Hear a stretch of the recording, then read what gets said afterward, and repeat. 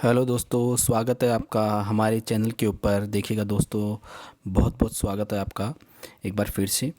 जैसा कि आप देख रहे होंगे स्क्रीन के ऊपर जो है ना, सबसे लेटेस्ट जो न्यूज़ है और अपनी जो शिक्षा जगत से जुड़े हुए हैं स्टूडेंट्स हैं और जो टीचर्स हैं उन सभी के लिए है कि जो हमारा सिलेबस है वो थोड़ा चेंज हो गया है। और चेंज हुआ है तो क्या सिलेबस हुआ है 2024 में, यानी 2024 के अंदर किस प्रकार के क्वेश्चंस या किस प्रकार का जो पैटर्न है सिलेबस के अंदर क्या हुआ, क्या चेंजेज हुए हैं, उन चेंजेज को लेकर हम आज 10th क्लास के चेंजेज को लेकर आए हैं। ठीक है, और सबसे न्यू अपडेट आपके लिए है और मैं सभी सब्जेक्ट्स का जो सिलेबस है आपको बताऊंगा आज। तो आप बने रहेगा मेरे वीडियो में, लगातार आपको मैं अच्छी से अच्छी इंपॉर्टेंट थिंग्स जो है, इंपॉर्टेंट इन्फॉर्मेशंस है वो आपके लिए मैं लाता रहूँगा। और जैसा कि आज भी है, जैसे माध्यमिक शिक्षा बोर्ड राजस्थान अजमेर का जो पाठ्यक्रम है, ठीक है ना, सिलेबस है 2024 का 10th क्लास की हम चर्चा करेंगे, फिर 12th क्लास की बाद में करेंगे नेक्स्ट वीडियो के अंदर। तो देखिएगा यहाँ सबसे पहले हिंदी की हम बात करेंगे और हिंदी के अंदर आप देख रहे होंगे कि पेपर होगा, ठीक है ना। और पेपर जो होगा एक है ना, एक होगा 3 घंटे और 15 मिनट का होगा। प्राप्तांक जो प्रश्न पत्र है वो 80 नंबर का होगा। शतरांक जो है 20 नंबर के होंगे और पूर्णांक 100 हो गया है। इसका मतलब 100 नंबर का पेपर है, उसको डिवाइडेशन हमने कर दिया है। अब इसका डिवाइडेशन भी कुछ हुआ है, जैसे अपठित बोध है वो 12 अंक का होगा और रचना जो है 14 अंक की होगी। व्यवहारिक व्याकरण है वो 10 अंक का होगा। पाठ्य पुस्तक जो है वो एक क्षितिज होगी, एक कृतिका होगी। ये 2 बुक्स होगी, जो दोनों बुक्स का जो अंक है वो भी निर्धारित है, इसको आप देख सकते हैं। इसके बाद अपठित जो बोध है उसके अंदर 6 अति लघुत्रात्मक प्रश्न है, 6 अति लघुत्रात्मक प्रश्न है अपठित गद्यांश और पद्यांश दोनों के अंदर। फिर रचना है, ठीक है ना। जैसा कि हिंदी, हालांकि मैं ज़्यादा नहीं जानता हिंदी के बारे में क्या क्या चेंजेज हुआ है, लेकिन ये जो चीज़ें हैं सारी रचना के अंदर, अपठित बोध के अंदर, व्याकरण है ना, व्यवहारिक व्याकरण के अंदर, आप इसको रोक के भी आराम से देख सकते हैं, ठीक है ना। मैं सबको पढ़ूंगा तो शायद मेरे को बहुत ज़्यादा टाइम लगेगा, इसलिए आप स्लो मोशन में करके भी इसको देख सकते हैं, ठीक है। तो मैं आपको वैसे बता रहा हूँ, आप देख सकते हैं आराम से ना। अपठित बोध हो गया, रचना होगी 14 नंबर की। व्याकरण के अंदर क्या क्या है, जैसे कि आप देख सकते हैं पदभेद, संज्ञा, सर्वनाम, विशेषण, उपसर्ग, प्रत्यय, संधि, समास, मुहावरे, लोकोक्तियाँ पाठ्य पुस्तक के आधार पर जो भी है, ठीक है। तो ये हमारा व्याकरण का है। इसके बाद जो क्षितिज और कृतिका जो बुक्स थी, उन बुक्स के अंदर भी ये जो क्वेश्चन का पैटर्न है वो दे रखा है, इस प्रकार से आएगा।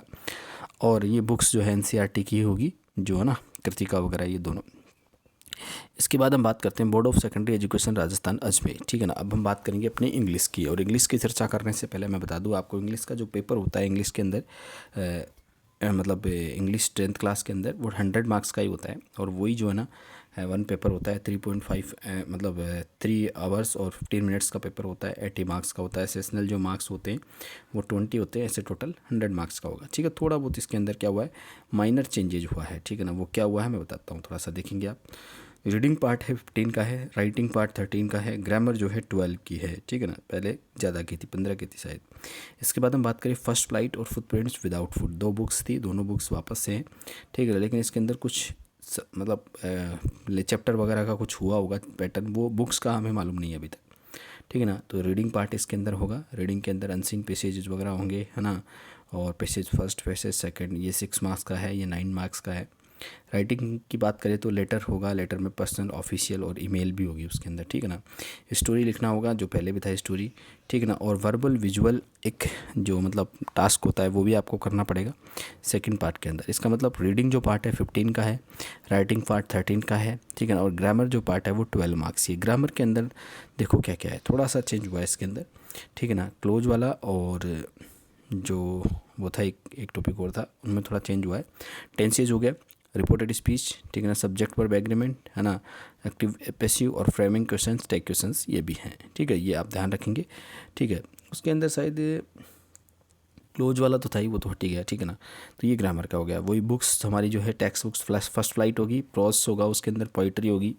इसके बाद ये फर्स्ट फ्लाइट जो है हमारी 20 मार्क्स की होगी। और ये जो फुटप्रिंट्स विदाउट फुट है, फुटप्रिंट्स विदाउट फिट जो है ना, ये 12 मार्क्स की होगी। इस प्रकार से ये एनसीईआरटी बेस्ड जो बुक्स होगी, ठीक है ना। ये इसके बाद हम बात करते हैं माध्यमिक शिक्षा बोर्ड राजस्थान अजमेर, वही 100 मार्क्स का होता है, साइंस का भी, विज्ञान का भी, ठीक है। और वही टाइम होता है, वही पेपर होता है। इसके अंदर आप देख सकते हैं, थोड़ा मैं ज़्यादा नहीं जानता हूँ इसके बारे में, लेकिन आप देख सकते हैं। रासायनिक अभिक्रिया में समीकरण 6 मार्क्स का होगा, है ना। अम्ल क्षारक और लवण ये होगा 7 मार्क्स का। धातु और अधातु 5 मार्क्स का। कार्बन एंड उसके यौगिक 7 मार्क्स का, ठीक है ना। और यूनिट जो सेकंड है उसके अंदर अंदर ये जैव प्रक्रम नियंत्रण व समन्वय, ये देख सकते हैं आप मार्क्स स्क्रीन के ऊपर। इसके बाद जीवों में प्रजनन, आनुवंशिकता, जैव विकास, ठीक है ना, नेचुरल फिनोमिना, ये जो है प्रकाश परावर्तन, अपरिवर्तन, मानव नेत्र, रंग बिरंगा, ठीक है ना। ये इधर क्या है, क्या दे रखा है, मार्क्स दे रखे हैं, इधर आप देख सकते हैं साइड में, ठीक है ना। विद्युत होगी इसके अंदर, इलेक्ट्रिसिटी वगैरह ये हो जाएगा। इसके बाद हम बात करते हैं विद्युत धारा का चुंबकीय प्रभाव हो गया, ठीक है ना, मैग्नेटिक इफेक्ट ऑफ करंट्स, ठीक है ना। ये सारी चीज़ें आपके सामने दिख रहा है, आप देख सकते हैं इसके अंदर, ठीक है ना, क्या क्या है। आप पहले वाली बुक्स में ये आप मिला सकते हैं कि पहले क्या था, इसमें अब क्या है। इसके बाद हमने बात की सामाजिक विज्ञान की। सामाजिक विज्ञान के अंदर भी वही पेपर तो सेम 100 मार्क्स का होता है, बाकी कुछ ये आप देख सकते हैं। घटनाएं और प्रक्रियाएं जो हैं, ये इसके अंदर जो इकाई फर्स्ट है इसकी हम बात कर रहे हैं। यूरोप के राष्ट्रवाद का उद्देश्य 4 नंबर का है, भारत में राष्ट्रवाद 4 नंबर का है। जीविका, ये यूनिट सेकंड की हम बात करेंगे। भूमंडलीकृत विश्व का बनना, ये 4 नंबर का है। औद्योगिकरण का युग 4 नंबर का है। दैनिक जीवन, सांस्कृतिक और राजनीतिक, ये 4 नंबर का है, ठीक है ना। ये सॉरी, मुद्रण संस्कृति और आधुनिक दुनिया, ठीक है। तो इस प्रकार से ये सामाजिका का पैटर्न था। और पुस्तक नाम दूसरी जो बुक है उसका भी हम देख सकते हैं, जिसमें भूगोल का है ना, ये दे रखा है। संसाधन और विकास 3 नंबर का है। वन और वन्य जीव 2 नंबर का है, ठीक है ना। जल संसाधन 3 मार्क का है। कृषि 3 मार्क का है। खनिज एवं ऊर्जा संसाधन 4 मार्क्स का है। विनिर्माण उद्योग 2 नंबर का है, ठीक है ना। राष्ट्रीय अर्थव्यवस्था की जीवन रेखाएं, है ना, 3 नंबर का है। लाइफ, ये इसी का इंग्लिश है, ठीक है। तो ये हो गया। इसके बाद हम इसकी जो बुक है सेकंड, है ना, लोकतांत्रिक राजनीति, सत्ता की साझेदारी 4 नंबर का है। बड़ा चैप्टर है। संघवाद हो गया, ठीक है ना। ये जाति धर्म लैंगिक मसले, ठीक है ना। राजनीतिक दल हो गया। लोकतंत्र के परिणाम हो गए, ठीक है ना। और अर्थशास्त्र के अंदर भी विकास, डेवलपमेंट, भारतीय अर्थव्यवस्था, मुद्रा और साख, वैश्वीकरण, आर्थिक अर्थव्यवस्था 5 मार्क्स की, ठीक है ना। ये आप देख सकते हैं। उपभोक्ता का अधिकार, ये हो गए। इसके बाद आता है मैथ्स का भी 100 मार्क्स का ही है वही पेपर, ठीक है, जिसके अंदर वास्तविक संख्या, रियल नंबर्स 4 नंबर का होगा। बीजगणित जो होगी इकाई फर्स्ट में, वास्तविक संख्या है 4 नंबर की। बीजगणित में बहुपद जो होगा 4 नंबर का। 2 चर वाले रैखिक समीकरण 6 मार्क्स का होगा। द्विघात समीकरण 4 मार्क्स का होगा। समांतर श्रेणियाँ, ठीक है ना, जिसको हम क्या बोलते हैं, अर्थमेटिक प्रोग्रेशंस बोलते हैं। द्विघात समीकरण क्वाड्रिक इक्वेशंस बोलते हैं। जियोमेट्री, ठीक है ना, 4 मार्क्स का होगा। ट्राइंगल्स, ठीक है ना, ये वर्त हो गया। निर्देशांक ज्यामिति हो गया 7 मार्क्स का। त्रिकोणमिति हो गया, ठीक है ना। और ये 8 मार्क्स की इसके अलग अलग डिवाइडेशन दे रखे हैं, आप देख सकते हैं, ठीक है ना। वृत्ति से संबंधित क्षेत्रफल हो गया। त्रिखंड हो गया। वर्त के वर्त क्षेत्रफल हो गए, ये सारी चीज़ें आप देख सकते हैं। सांख्यिकी हो गया। प्रायिकता, ठीक है ना। स्टैटिस्टिक्स, ये हो गया। प्रोबेबिलिटी हो गई 4 मार्क्स की, है ना। 11 मार्क्स का ये हो गया। इसके बाद हम बात करेंगे संस्कृत की, तृतीय भाषा जो हमारी है, ठीक है ना। संस्कृत का सिलेबस भी आप देख सकते हैं। वैसे मैं ज़्यादा समझता नहीं हूँ संस्कृत में भी, ठीक है ना। रचित, अपठित, अवबोधनम, ये 8 मार्क्स का है। रचनात्मक कार्यम 15 का है। अनुप्रयुक्त व्याकरणम 25 का है। पठित अवबोधनम 32 का है, ठीक है। ऐसे 80 मार्क्स के हैं। इसको आप देख सकते हैं आराम से, ठीक है ना। अपठित बोधनाम, इसमें अलग अलग डिवाइडेशन दे रखा है, आप आराम से इसको स्लो मोशन में करके भी अच्छे से देख सकते हैं। बाकी दोबारा से आप देख सकते हैं ना, समझ में आ जाएगा। रुक के भी आप इसको देख सकते हैं। संधि है इसके अंदर, समास है, व्याकरण है, प्रत्यय है, ठीक है ना। ये सारे संस्कृत का सिलेबस मैंने आपको बता दिया। इसके बाद आता है हमारी उर्दू, शायद ये हमारी होगी नहीं, ठीक है। तो ये भी आप देखने वाले देख सकते हैं, वैसे मैंने दे दिया, ठीक है ना। धीरे करके आप देख सकते हैं आराम से, ठीक है। इसके बाद गुजराती हो गया। तृतीय भाषा के अंदर होगी, बहुत सारी भाषाएं हैं, जो कोई लेना चाहिए वो ले सकता है, ठीक है दोस्तों। इसी प्रकार से मैं आपसे, है ना, रिक्वेस्ट करूँगा कि यदि आप मेरी चैनल के ऊपर पहली बार विजिट कर रहे हैं, पहली बार देख रहे हैं, तो आप क्यों ना एक बार सब्सक्राइब का जो आइकन है वो ज़रूर प्रेस करें, ठीक है ना, जिससे कि आगे। अब ये इतिहास संस्कृति हो गई, ये अलग है शायद, है ना। राजस्थान का इतिहास, हाँ ये देखना। संत, ये भी, हाँ हाँ ये आती है, बुक आती है, ठीक है ना। तो ये देख लेना आप, मैं धीरे धीरे बता रहा हूँ आपको। ये भी 100 मार्क्स की होती है ना। वस्त्र आभूषण, चित्रकला, लोक कला, स्थापत्य शिल्प, राजस्थान संगीत, ठीक है ना। ये सारी चीज़ें हैं, आप देख सकते हैं। प्रमुख पर्यटन स्थल, प्रमुख व्यक्तित्व, सूचना प्रौद्योगिकी अवधारणा, ये नहीं चलती है मेरे हिसाब से। तो ये बुक्स जो हैं आपके सामने है, ठीक है ना। जो जो सिलेबस में है वो सारी चीज़ें मैंने बता दी आपको। ये प्रैक्टिकल प्लानिंग,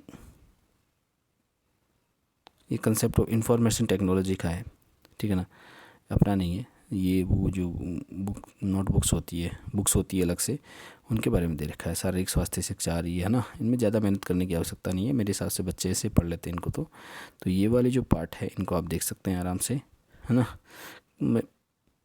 ज़्यादा दिमाग लगाने की आवश्यकता नहीं है, ठीक है। तो ये जो मैंने बताए सभी मेरे हिसाब से आपको समझ में आया होगा, और उम्मीद करता हूँ कि आप मेरे साथ ऐसे ही बने रहेंगे।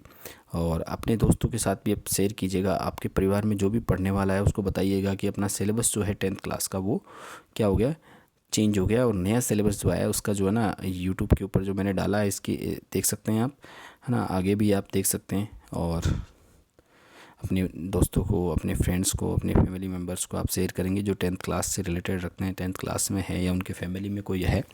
तो अभी के लिए इतना ही है, ठीक है ना, और फिर से बात करेंगे हम नेक्स्ट क्लास में। थैंक यू दोस्तों, बहुत बहुत धन्यवाद आपका, ठीक है ना, वीडियो देखने के लिए।